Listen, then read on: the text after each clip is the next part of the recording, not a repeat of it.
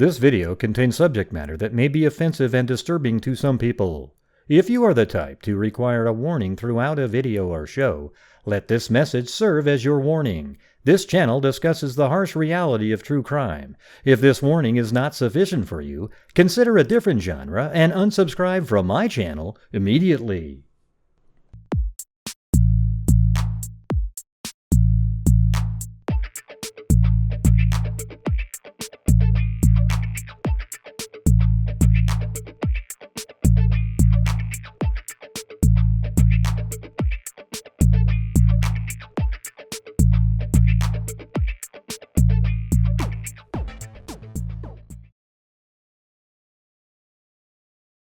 Hello, this is Grant Hughes. Let's all help find Jolissa Fuentes.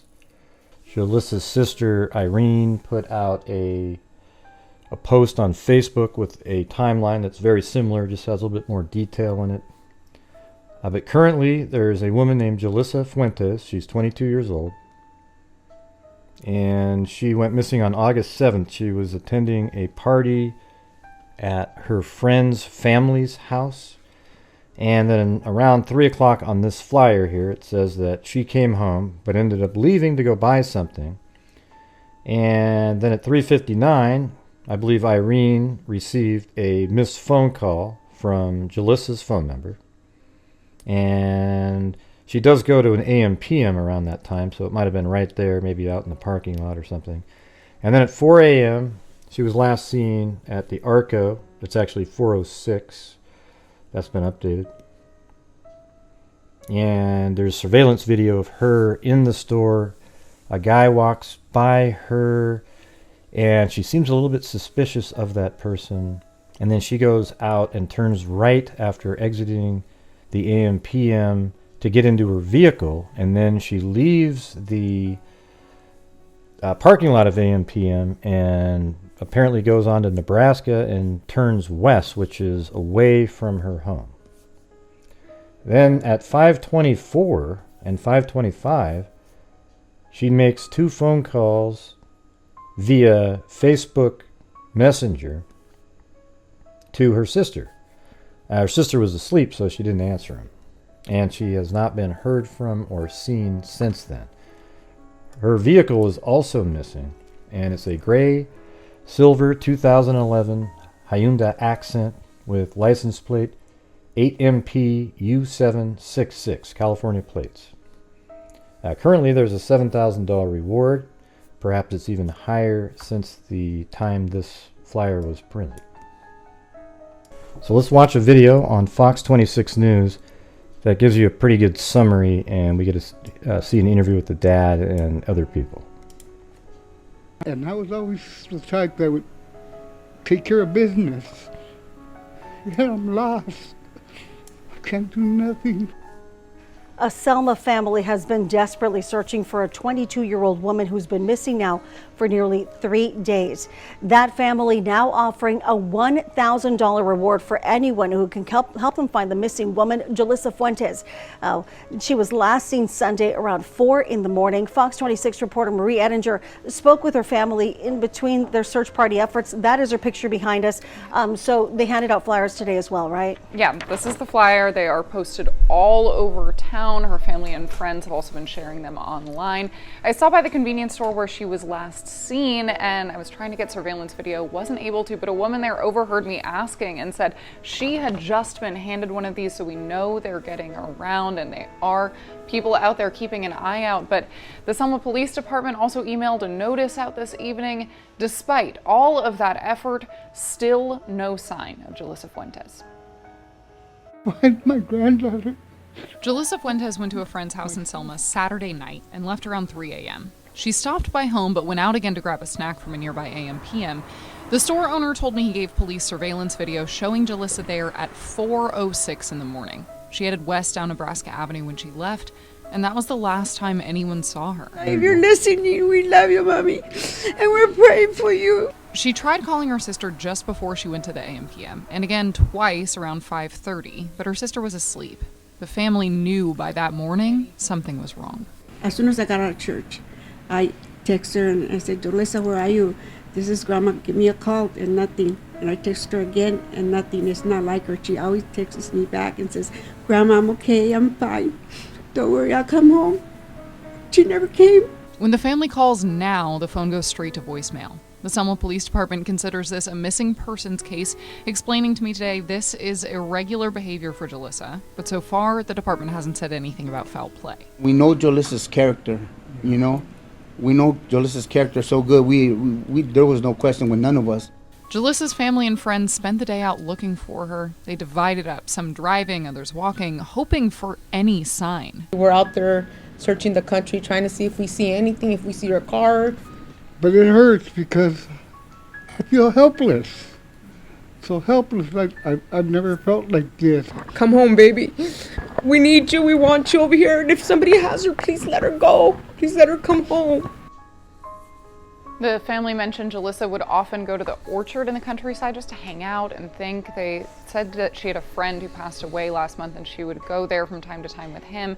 They think that may have been where she was headed, so they've spent a lot of time over the past couple of days looking out in those orchards, looking in the countryside, and of course no luck so far. And again, we want to emphasize that police are saying this is completely out of character. She does not just take off like this for days at a time. Yeah, her family says that, but I also did talk with the Selma Police Department for maybe 10 minutes today just to kind of get a better feel of what type of case we're dealing with, because when you hear about a 22-year-old going missing, your first thought could be, you know, she's just doing whatever she wants. She's an adult. She's not checking in with her family. And the police department did emphasize, no, she always checks in. This is, as I said, completely irregular, and that's why they're so concerned, and they said they are taking this very seriously. Certainly thinking about that family tonight and hoping that she is okay, that they eventually are able to reconnect. Yes. All right, thanks so much, Marie. Now, Jolissa Fuentes' car is missing as well. It is a gray 2011 Hyundai Accent with a license plate number of 8MPU766. It has a mark or dent on the front passenger side of the wheel frame. If you have any information on where she might be or any other tip that you think could help police find her, call 559-891-2252. Okay, let me show you a map here. This is the AM/PM Mini Mart. Her grandparents live right here. That's where she lives too. She lives with her grandparents. And it's just a really short drive. As a matter of fact, if we check the measurement there, it's 0.66 miles to get from the grandparents' home to the AM/PM Mini Mart. However, when she leaves the AM/PM, she comes out here to Nebraska and heads west, this direction. There's video out there where people were searching right around in here. But I mean, if you look at this, it's just this really long, flat agricultural area. There isn't really any dangerous roads right around there that your car would just fly off down a ditch or something like that. So that's a bit ominous. Now let's play the surveillance footage right now. This might offer some other clues. So she appears to be at the counter. I don't know what she was doing there. I don't see a transaction. Maybe she was just waiting for a transaction to be completed. That's what it sort of looked like. She was looking at the debit card machine. But if you notice, let's go back a little bit here. See, there's this guy that walks out right behind her.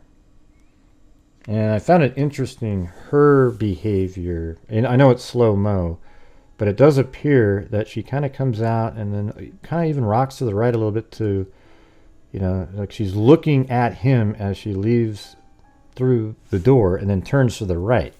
And then she gets into her vehicle. All right, now I know where she parked because if you notice right here, see these cement parking blocks right here, how that one's indented.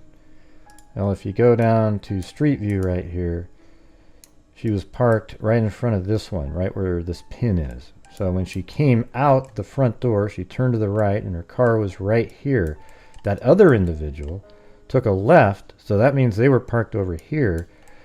And when she left this way and turned west, did this person over here, is it possible that person had something to do with it and followed her? I mean, anything's possible.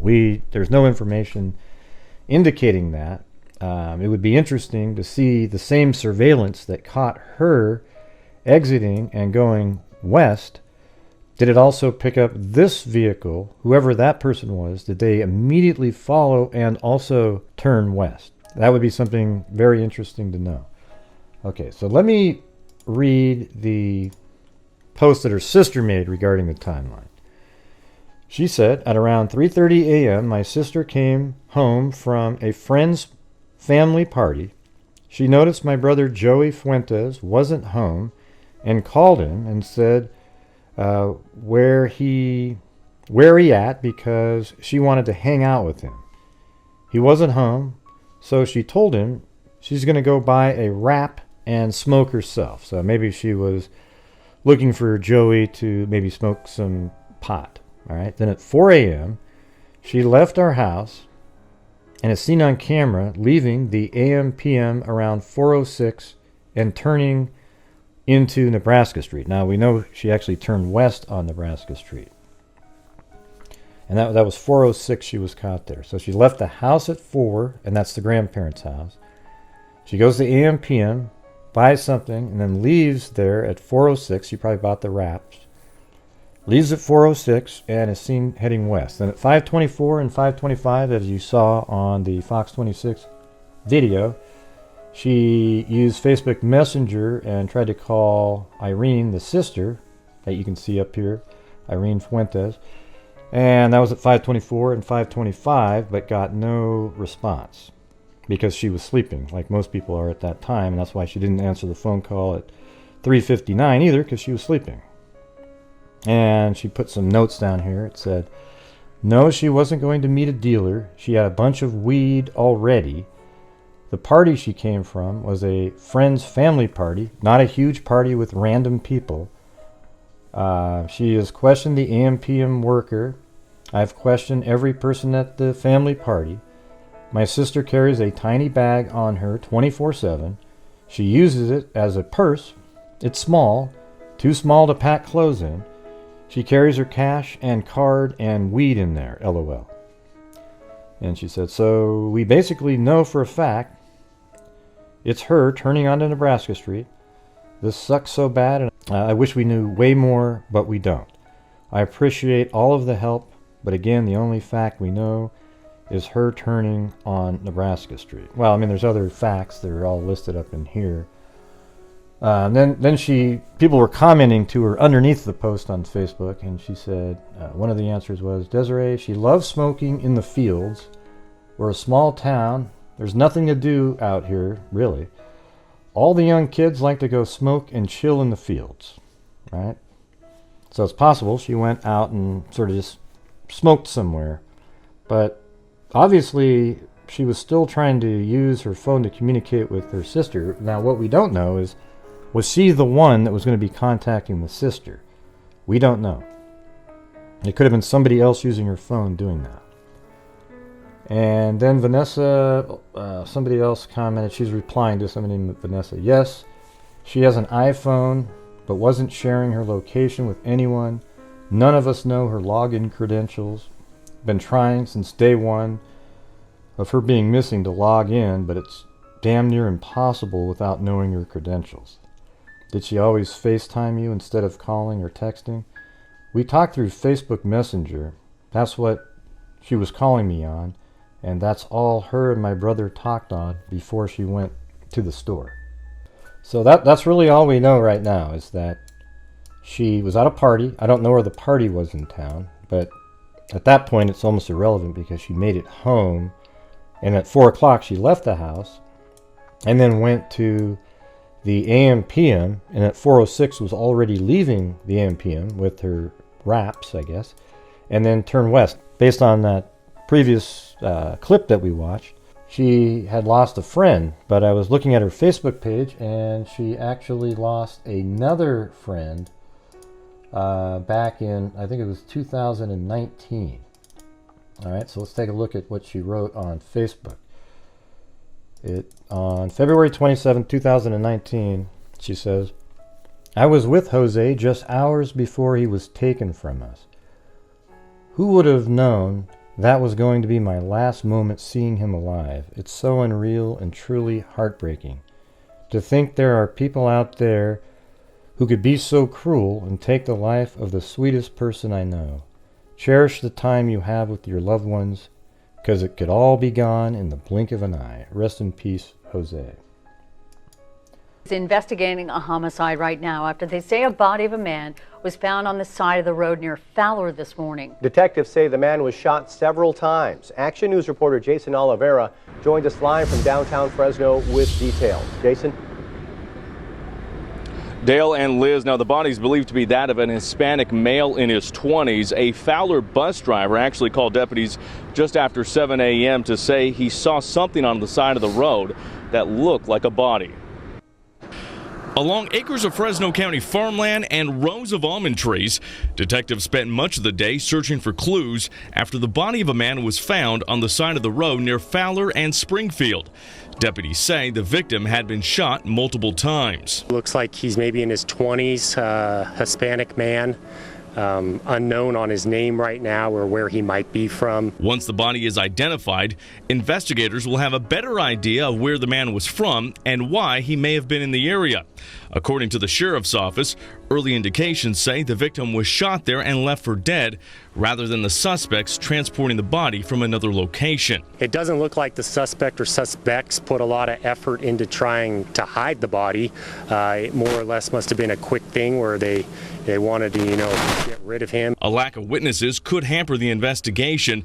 There are not many homes in the area where this crime took place. Once we identify who this victim is, find out where he was last, any enemies he might have had, and then from there we can draw some better conclusions. Now, the Sheriff's Department is not releasing the name of the victim until they can notify his family first. If you have any information about this crime, you're asked to call law enforcement. We're live tonight in downtown Fresno. Jason Oliveira, ABC 30. Okay, so right here it says, along acres of Fresno County farmland and rows of almond trees, detectives spent much of the day searching for clues after the body of a man was found on the side of the road near Fowler and Springfield. Deputies have identified the victim as 18-year-old Jose Vasquez of Selma. So that's the friend of Jolissa Fuentes from 2019 that was murdered. And it's interesting that she claims on Facebook that she was with him earlier. And I guess there's a possibility that she might have had information that somebody didn't want out and did something about it. Perhaps the guy walking out in front of her at the AM/PM had something to do with that. We just don't know. At this point, it's all wild speculation. But it's interesting that she has a friend that was murdered in the same town 3 years prior, and then she just recently lost another friend that I don't have any information on, but I'd like to know what happened in that situation. But let's just put a pin right over here where Jose was found. Jose Vasquez.